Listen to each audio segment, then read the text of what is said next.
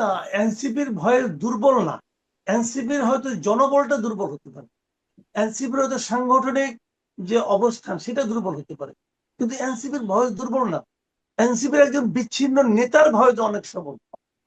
এই যে হাসনাত আব্দুল্লাহ, উনি ওই এই আন্দোলনের কিন্তু এনসিপি ছিল না, হাসনাত আব্দুল্লাহ একাই তো স্লোগান দিয়ে আওয়ামী লীগকে তার কার্যক্রম স্থগিত করে দিচ্ছে। কিন্তু বাস্তবতা এটা তো আমরা দেখেছি, এবং তখন তো হাসনাত আব্দুল্লাহর সঙ্গে তো এনসিপি পুরো মানে ফোর্স নিয়ে নামেও নাই, হাসনাত আব্দুল্লাহ একই করেছে। তো এনসিপির ভয় দুর্বল না। শুনেন, ভয় দুর্বল টাকা, আমাদের দেশের বাস্তবতা হলো সরকারের ভয় ছিল সবচেয়ে সবল, সরকারের ভয় সবচেয়ে জোরে শোনা যায়, যেটা আমাদের দেশের বাস্তবতা।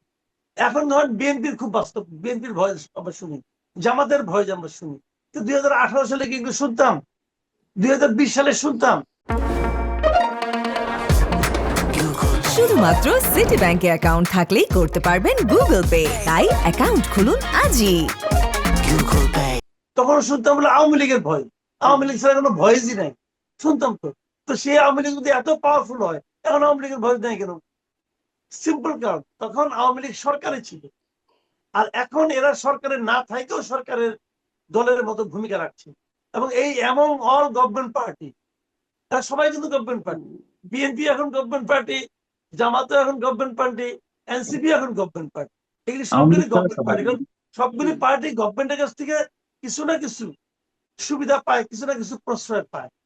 তো এগুলো ঠিক আছে, কাজে ভয়ের দুর্বল এনসিপি এটা আমি কখনোই মনেই করি না। ভয়ের দুর্বল হতে এনসিপি টিকতেই পারতো না। জি এনসিপির হয়তো পলিটিক্সটা দুর্বল হতে পারে, এনসিপির হয়তো সাংগঠনিক অবস্থাটা একটু দুর্বল হতে পারে, জি সেটাও এই হয় সবসময় জন্য আমি এটাকে সত্য মনে করি না। হয়তো দুর্বল বলে আপনি বলছেন, আসলে দুর্বল কিনা এটি আমি আলাউদ্দিন মাহমুদের কাছে জানতে চাইবো, এবং এই কারণেই জামাতের সাথে জোট কিনা বা কি কারণে জোটের পরের এখন পরিস্থিতি কি সবল হলেন কিনা সেটাও একটু জানতে। কিন্তু কিন্তু মাসুদ কামাল, যেটি বলছিলাম আর একটা বিষয় যে তারেক রহমানের সেই মতবিনিময় সভা সম্পর্কে আরেকটু শুনবো। মাহমুদুর রহমানের কথা জিজ্ঞাসা করছিলাম, তিনি তার কথার মধ্যে এটাও বলছেন যে তারেক রহমানকে উদ্দেশ্য করে বলছেন যে 17 বছর দেশের বাইরে ছিলেন, আপনি জানেন না এখানে কি হয়েছে। তিনি বলছেন যে তাকে 15 মিনিট সময় দিলে ভবিষ্যতে তিনি আসলে বুঝিয়ে বলবেন যে আসলে কি হয়েছে দেশে। 17 বছরের মধ্যে তিনিও একটা সময়, বড় সময় মনে হয় দেশে ছিলেন না।